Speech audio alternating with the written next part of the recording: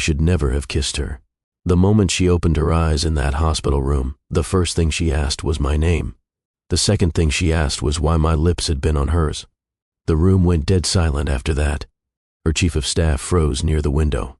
The attorney standing by the door stopped writing mid-sentence.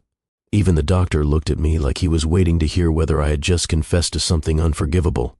Vivian Ashford lay there, pale and fragile, oxygen tubes resting beneath her nose, her amber eyes locked on mine like I was the only person in the room who owed her an answer. She spoke quietly, not confused, not angry yet, just certain. "You kissed me." I nodded. Yes. A few people in the room gasped like I had just admitted to a crime. The attorney stepped forward. Her chief of staff stiffened beside the bed. Someone near the hallway whispered the word, "lawsuit." But Vivian did not look at any of them. She kept her eyes fixed on me. Why? Have you ever stood at the edge of a moment knowing that the truth might destroy you, but you tell it anyway because the lie would be worse? That is exactly where I was standing. So I answered the only way I knew how. "Because," I said slowly, "you were already dying when I did it." The entire room fell completely silent. Vivian's expression shifted. Confusion first, then fear, then something else entirely. A memory trying to claw its way to the surface. She searched my face like she was trying to find the missing piece of a puzzle she did not even know she was solving. "What happened?" she whispered. And that was the moment everything truly started. Not the kiss, not the hospital, everything. Because 3 hours before that moment, Vivian Ashford had been sitting in the backseat of my taxi wearing a dress that probably cost more than my monthly rent. And she had been perfectly alive. What you are about to hear is a story about two people from completely different worlds and the single moment that collided them forever. If you have ever believed that one act of kindness can change the entire course of a life, you are going to want to stay until the very end. Go ahead and hit that subscribe button right now because I promise you this story is going to stay with you long after it is over. My name is Dominic Hale. I'm 37 years old. I drive a taxi for a living. And until that night, the most dangerous thing I had done in 3 years was teach my daughter Rosie how to ride her bike without training wheels. 3 years earlier, I had been a different man entirely. I was a paramedic. Station 12, downtown Boston. The kind of job where your hands belong to whoever is bleeding and your nerves belong to whatever is on fire. Every shift was a coin flip between saving someone and watching someone slip away. But I loved it. I loved the chaos, the purpose, the feeling that when the sun came up, somebody was still breathing because I had been there. I was also a husband. Grace. We met at a street fair on the south side when we were both 25. She was arguing with a vendor over the price of a painting she could not afford, and I walked over and bought it for her before she even noticed me standing there. She turned around, looked me up and down, and said, "I hope you are not expecting a date for that." I said, "I was not, but now that you mention it," she laughed so hard she snorted. That was it. That was the beginning. We got married 2 years later. Had Rosie when we were 31. Life was not perfect, but it was ours. Comfortable, real. The kind of life where you come home at midnight smelling like smoke and someone has left the porch light on for you. Then one night, everything shattered. I was on shift when the call came in. Hit and run driver. Female pedestrian. Critical condition. I did not know it was Grace until I got to the hospital. I walked through those emergency doors and saw her shoes on the floor next to the gurney. White sneakers with the laces she never tied properly. I recognized them before I recognized anything else. She never came home. After that, the world changed shape. I left the paramedic unit. The risks felt different when a 4-year-old girl was sleeping down the hall every night waiting for the only parent she had left. I traded sirens and ambulances for a steering wheel and a quiet car. Taxi driving was not exciting. It was not the kind of work that made you feel like you mattered, but it was safe, and safe was everything when someone depended on you. Rosie, 7 years old, blonde curls like her mother, eyes the color of warm honey. She was obsessed with sunflowers. Had been ever since Grace showed her a picture in a gardening magazine 2 weeks before the accident. She asked questions I still did not know how to answer. "Daddy, do people in heaven get cold? Daddy, if Mommy is watching us, can she see when I lose my tooth? Daddy, why does it rain when I am already sad?" She was my entire universe. The reason I woke up, the reason I stayed careful, the reason I never took risks anymore. My life had a rhythm. Morning school drop-off, long shift behind the wheel, picking up passengers who never looked up from their phones, heating up dinner at 11 at night, checking on Rosie. While she slept, her blanket always kicked to the floor, her crayon drawings scattered across the nightstand. It was not a life that made headlines. It was a life that kept a little girl safe, and for 3 years that had been enough. That night started like every other shift. 3 pickups, 2 airport runs, 1 late-night passenger from the Langham Hotel. The first 2 were businessmen who barely acknowledged I existed. The third one was Vivian Ashford. I did not know that at the time. When she walked out of the hotel lobby at 11:15, she just looked like another tired wealthy person escaping a charity event.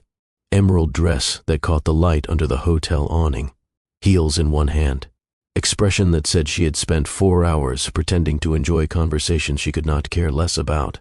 She slid into the back seat and said one word, Beacon Hill. That was it. No small talk, no pleasantries, just a destination in silence. I pulled out of the hotel drive and headed north. For 20 minutes, neither of us spoke. The city moved past the windows in streaks of light. I kept my eyes on the road.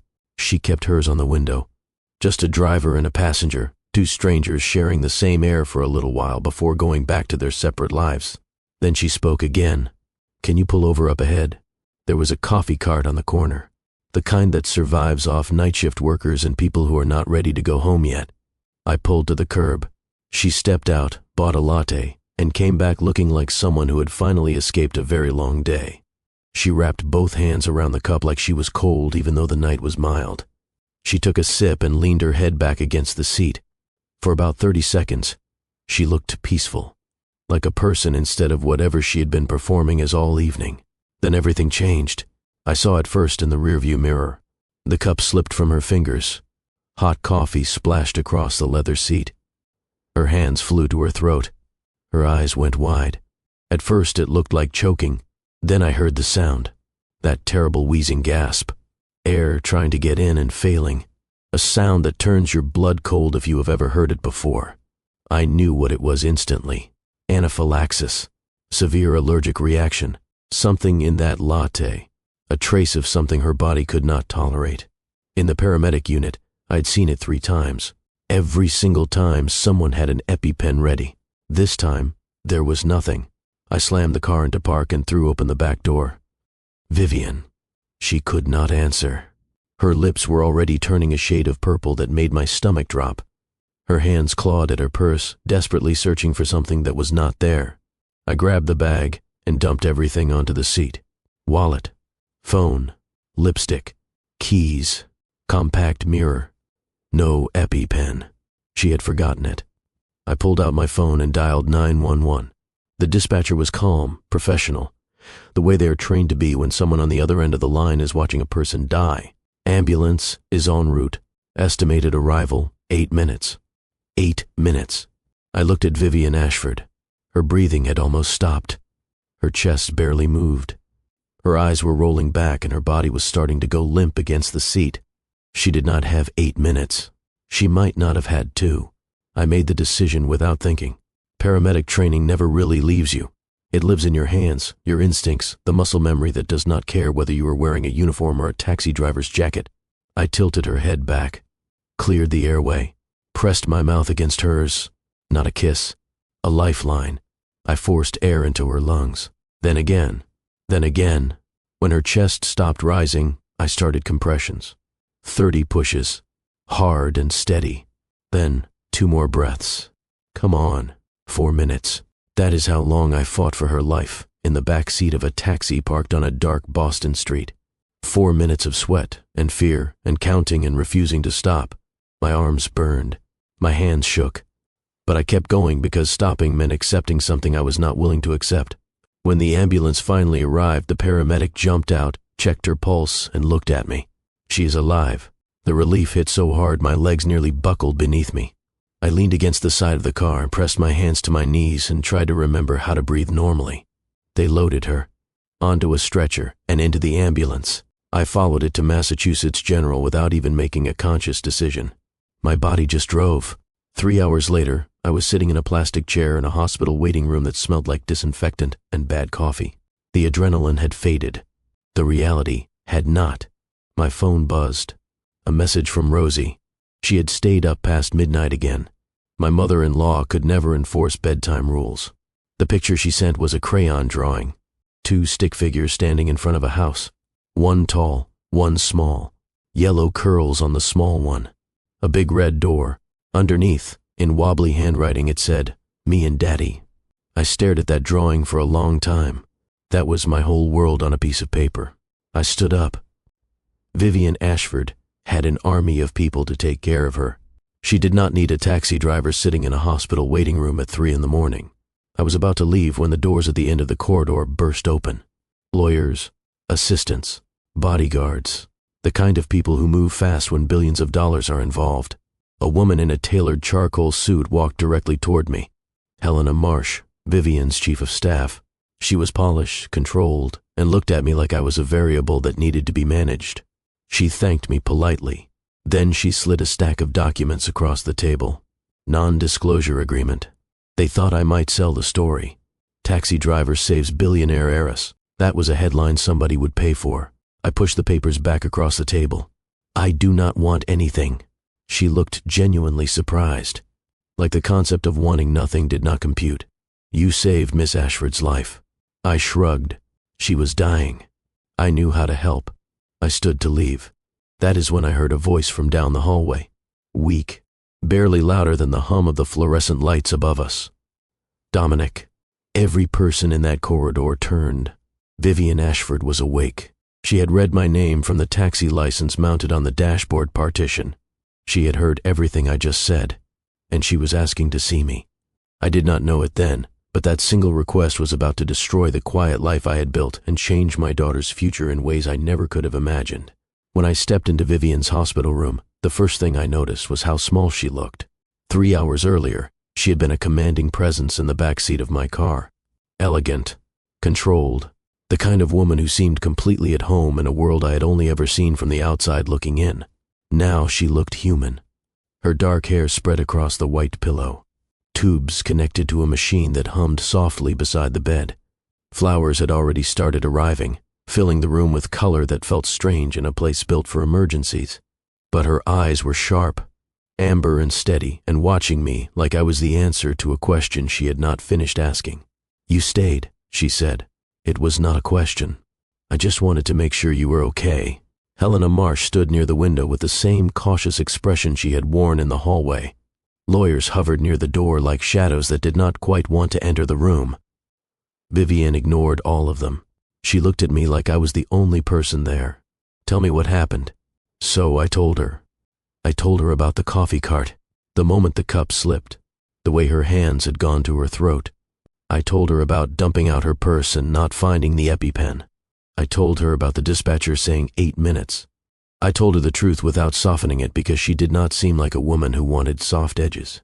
"You stopped breathing," I said quietly. I did not have a choice. She listened without interrupting. Her fingers tightened slightly around the edge of the hospital blanket. When I finished, she let out a slow breath and was quiet for a moment. Then she looked at me with something between amusement and disbelief. "So you did not kiss me?" I shrugged. "Depends on how you define it." She stared at me. For a second I thought she might be angry. Then she laughed. It was soft and a little shaky, but it was real. The kind of laugh that comes from a genuine place, not a performance. Helena Marsh looked stunned. I got the feeling Vivian Ashford did not laugh like that very often. "Thank you," she said. Not the polite thank you people use when they are following a script. The kind that comes from somewhere deeper, somewhere that does not have words rehearsed.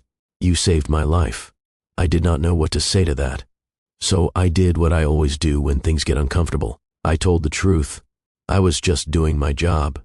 "You are a taxi driver. Used to be a paramedic." Something changed in her eyes when I said that. A shift, understanding, respect. We talked longer than either of us expected. About nothing important at first. Boston traffic at 2 a.m, the terrible hors d'oeuvres at Charity Gallus, why she hated wearing heels but wore them anyway because the world expected a certain version of her. Then the conversation shifted the way it does between strangers when neither one is performing anymore. She asked about my life.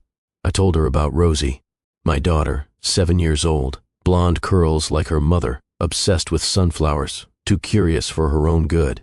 The best thing in my world, and the reason I left the paramedic unit. I told her about Grace, about the accident, how one moment we were a family of 3 and the next it was just me and a little girl who still asked questions I did not know how to answer. Vivian did not interrupt. She did not offer empty sympathy or try to fill the silence with words that meant nothing. She just listened, like she understood that sometimes the most respectful thing you can give someone is your silence. When I finished, she looked at the ceiling for a moment before speaking. My father died 2 years ago. Her voice was calm, but I could hear the weight behind every word, like she was carrying something heavy and had learned to walk with it so long that no one noticed anymore. Heart attack. Completely unexpected. He was at his desk on a Tuesday afternoon. She paused. He was the only person who ever looked at me and did not see a business opportunity. That sentence stayed with me. Here was a woman who could buy almost anything in the world, and the thing she missed most was someone who did not want anything from her. 2 strangers, 2 completely different worlds. And somehow sitting in that hospital room at 4 in the morning, they understood each other better than anyone else ever had. If this story is already making you feel something, go ahead and drop a comment below. Tell me, do you believe that the right people find each other at exactly the right time? And while you are at it, hit that like button. It helps more people discover stories like this one. We kept talking until the clock on the wall said 4:15. That is when reality caught up with me. Rosie would wake up for school in 3 hours. I stood. I should go. Vivian nodded slowly. I started toward the door. Her voice stopped me. Dominic. I turned. What do you want? I frowned. What? To repay you, she said. What do you want? Money. A job. A favor.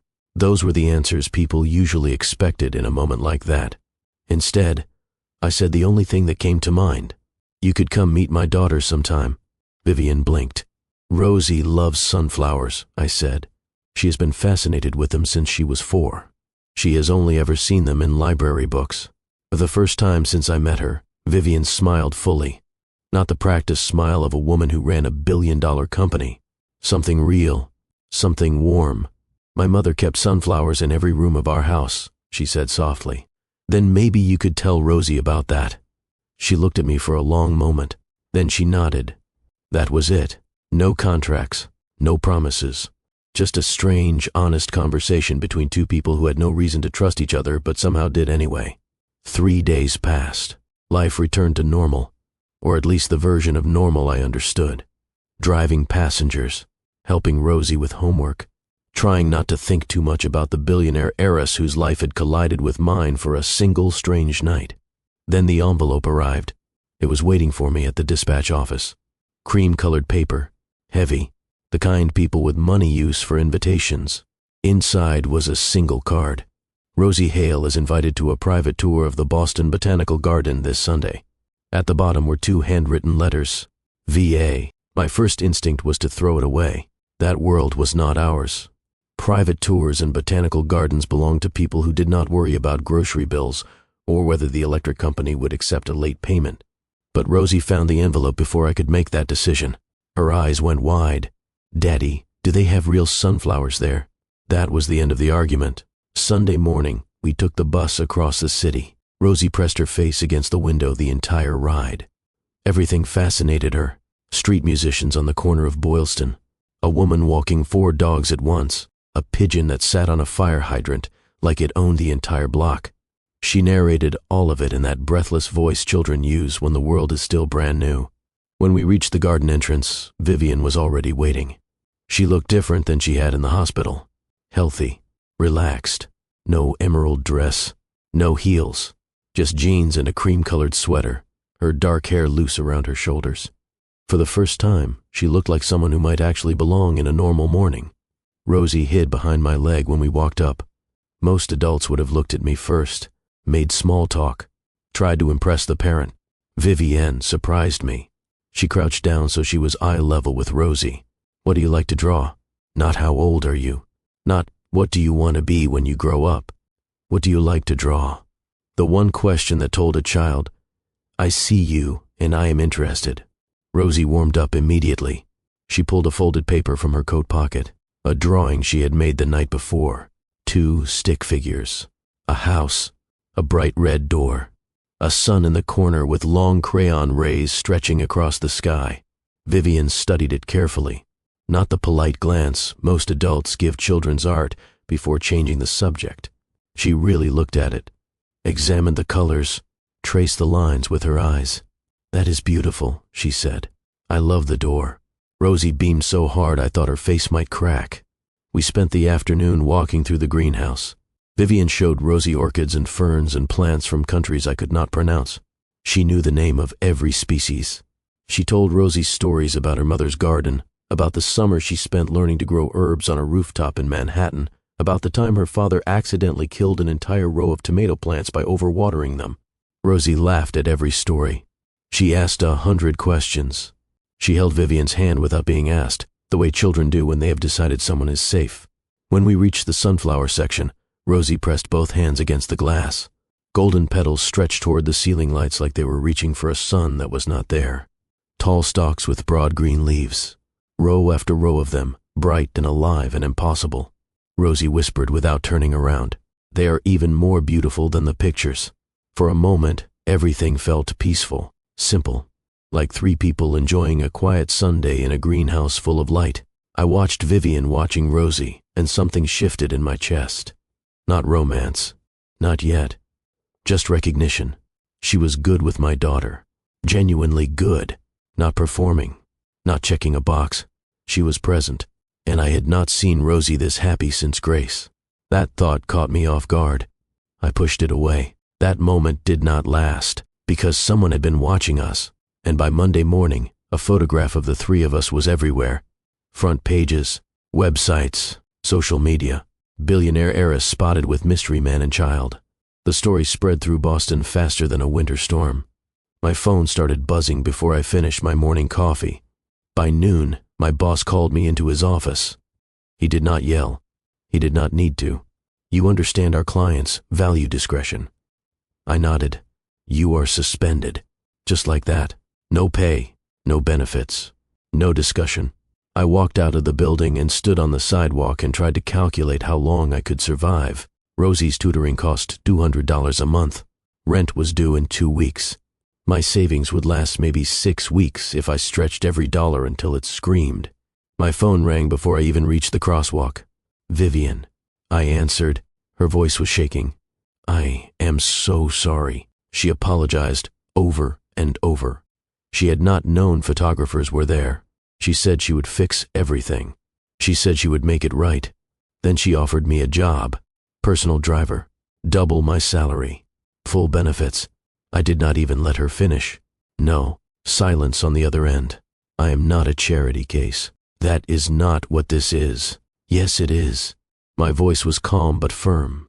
I did not save your life for a paycheck. She was quiet for a moment. Then she said something I did not expect. "Then let me fix the injustice. Not with money. Not with favors. Let me call your employer and tell them the truth. Not as a billionaire, just as someone telling the story of a man who saved her life." I did not know what to say. People with power usually take things. They do not give them back. "I will think about it," I said. And I hung up, because I still did not know what Vivian Ashford wanted from me, or why my life had suddenly become the center of a storm I never asked for. 2 hours later, my boss called back. "You can come back Monday." No apology, no explanation, but I knew exactly what had happened. Vivian had made the call she promised. She had not threatened anyone. She had not thrown her wealth around. She had simply told the truth. A driver saved my life. Punishing him for that is wrong. And somehow, that had been enough. For a moment I felt relief. Then something heavier followed. Because getting my job back did not change the real problem. The city knew my face now. My coworkers knew my name. And people love stories about rich women and ordinary men. They just do not care whether the stories are true. When I walked into the dispatch garage Monday morning, the whispers started immediately. "Hey, Romeo. Careful, Brennan. Do not start kissing the passengers again." I ignored them. The job was the job. Pick up passengers. Drive. Drop them off. Go home to Rosie. But the normal rhythm of my life had cracked down the middle. Every time my phone buzzed, I half expected to see Vivian's name. It did not happen. Days turned into a week, then 2. Vivian disappeared back into her world. Corporate boardrooms, press interviews, the kind of life that existed far above the streets I drove through every night. I told myself that was for the best. Our worlds had collided once. They did not need to do it again. Then one evening, I turned onto my street after work and saw a black sedan parked outside my building. I recognized it immediately. Vivian stepped out when my car stopped. She looked different, not polished, not composed. Her hair was uncombed. Her eyes were red and swollen like she had been crying for hours.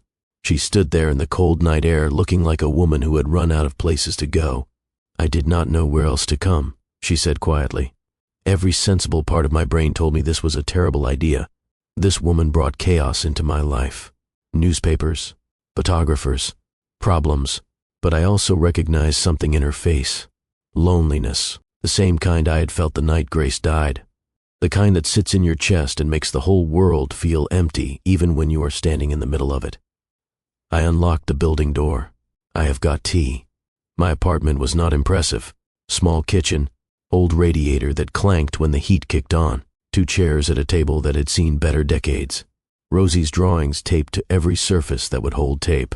Vivian sat down at that table like she had stepped into a different universe. I made chamomile tea, the same kind I made for Rosie when she could not sleep. I set the cup in front of her and sat down across the table.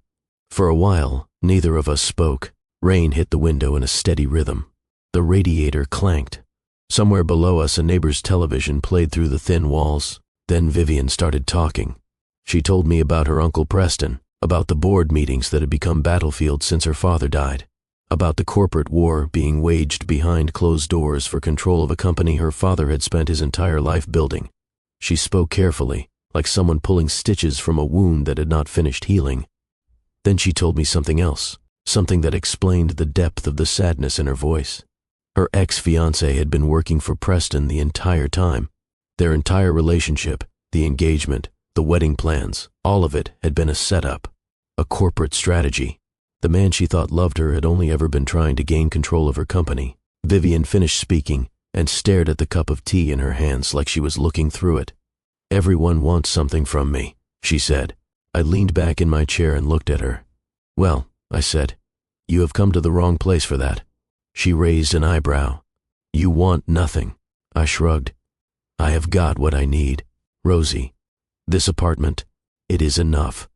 It has to be." She stared at me for a long moment. Then she laughed. A real laugh. Unguarded and warm, and full of something that sounded like surprise. "You know," she said, "that might be the most romantic thing anyone has ever said to me." Before I could respond, a small voice came from the hallway. "Daddy." Rosie stood there in her pajamas, one sock on, one sock off, rubbing sleep from her eyes. Then she saw Vivian. Her entire face transformed. "Flower lady." She ran across the room at full speed and threw her arms around Vivian's neck. "I missed you." Vivian froze for a second. Then she hugged Rosie back, carefully, like she was holding something precious she was afraid of breaking. "I missed you too." That night, my apartment felt different. Warmer, like something had shifted in the walls. Vivian stayed until Rosie fell asleep again. She read her a story about a rabbit who built a garden.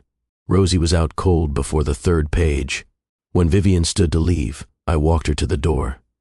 "Thank you," she said softly, "for the tea, for listening." I watched her drive away into the dark. The taillights disappeared around the corner, and the street went quiet again.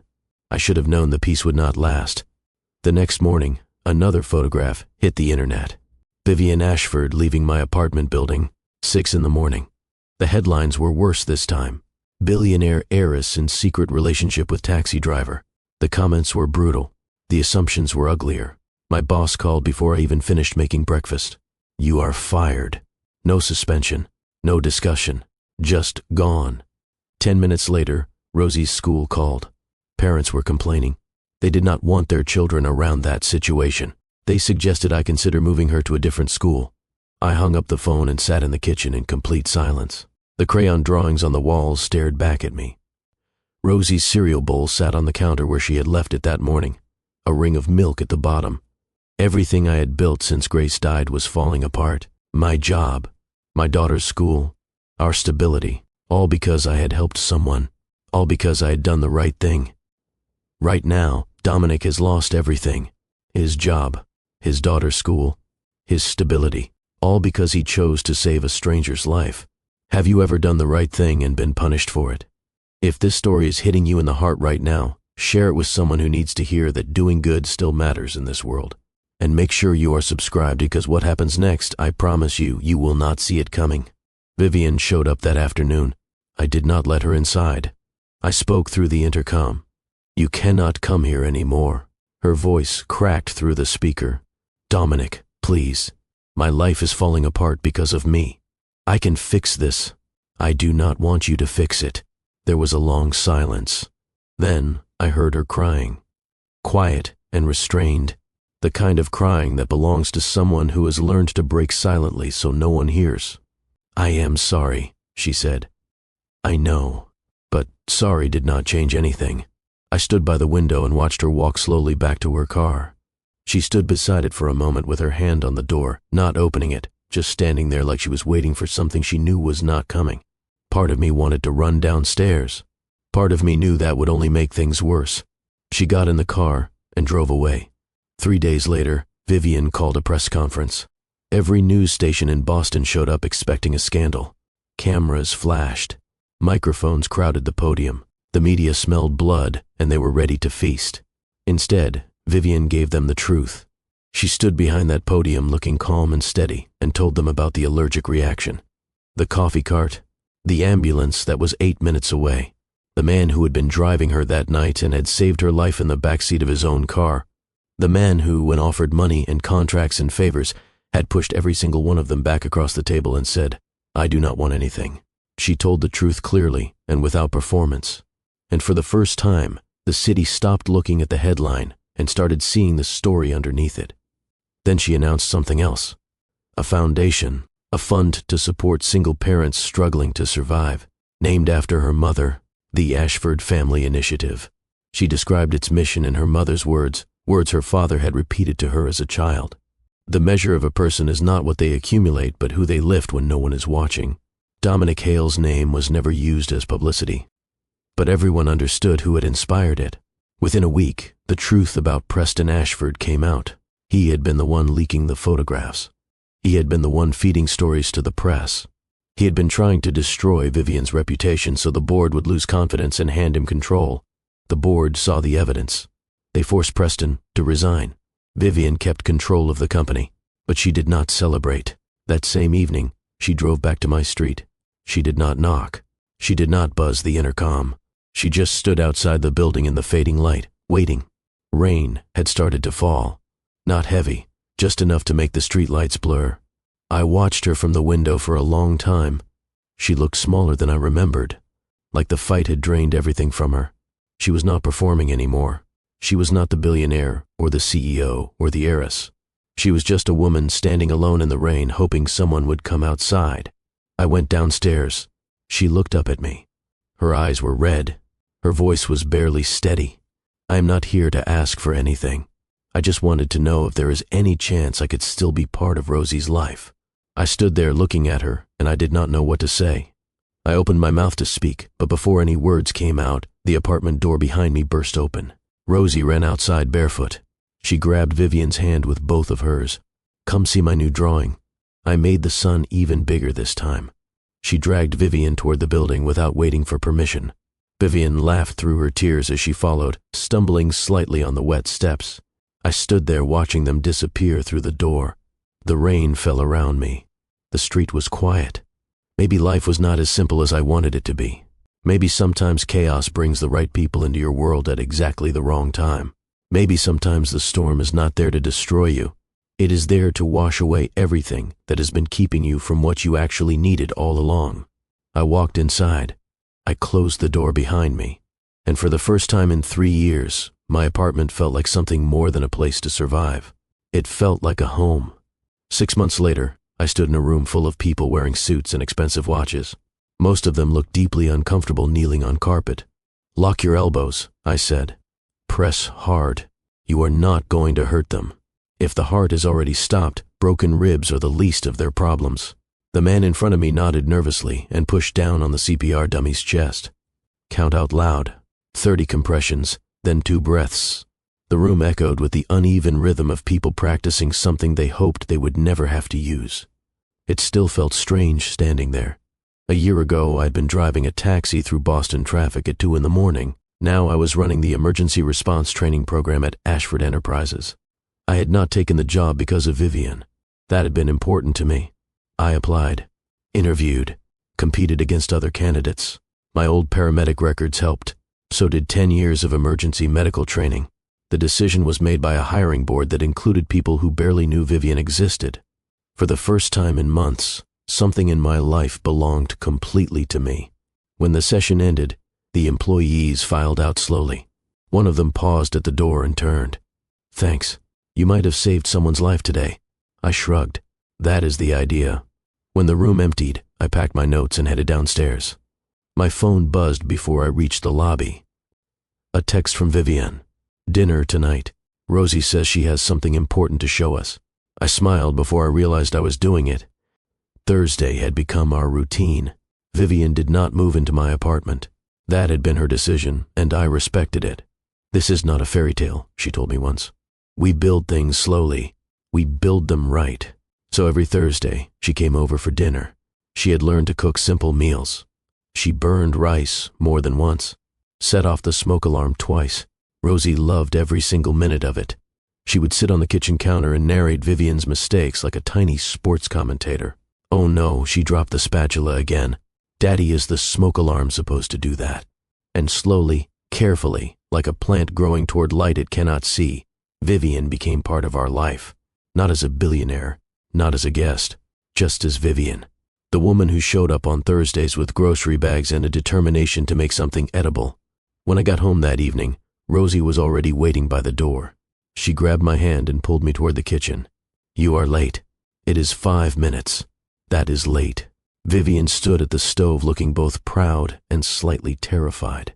I made pasta. I looked at the pot, then at the smoke detector on the ceiling, then back at her. "Should I call the fire department?" She pointed a wooden spoon at me with mock severity. "Try it first." Rosie giggled from her spot on the counter. Dinner was loud, messy, perfect. We talked about Rosie's school day, about the bird she saw in the parking lot, about whether pineapple belonged on pizza.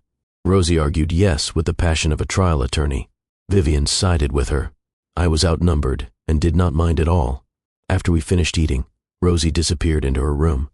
When she came back, she was carrying a piece of paper, holding it against her chest so we could not see it yet. "I finished it," she announced. She walked over to Vivian and held it out with both hands. It was a drawing. Crayon and marker, simple but careful. 3 stick figures standing in front of a house. 1 tall with brown hair, 1 small with yellow curls, and 1 woman with dark hair standing between them, holding both their hands. Around the house, sunflowers grew everywhere. Bright yellow petals climbing up the walls, filling the yard, reaching toward a huge sun in the corner of the page. Vivian stared at the drawing for a long time. Her hands trembled slightly as she held it. Her eyes filled with tears that she did not try to hide. "You added someone," she whispered. Rosie nodded proudly and pointed at the figure with dark hair. "That is you." Vivian looked at me. I did not say anything. I did not have to. She already knew. That night, after Rosie fell asleep, Vivian and I stepped out onto the small balcony. Boston stretched out below us, streetlights glowing, cars moving through the darkness like quiet rivers of light. The city hummed softly, the way it does when most of the world is sleeping and only the restless ones are still awake. Vivian leaned against the railing and looked out at the skyline. "Do you ever regret it?" "Regret what?" "That night. All of it. You could have just waited for the ambulance." I thought about it for a moment. The dark street, the back seat of the car, her lips turning purple, the weight of her life in my hands. "No," I said. "I would do it again." Even knowing everything that happened after, she was quiet for a moment. Then she glanced at me sideways. "And the kiss." "That was not a kiss," I said. "That was CPR." She smiled. "And now?" I stepped closer, took her hand. Her fingers were cold, and they closed around mine like they had been waiting. "Now, I said quietly. I kissed her. Slow and gentle, nothing like the desperate breath I had forced into her lungs on a dark Boston street 5 months ago. That had been survival. This was a choice. That had been fear. This was certainty.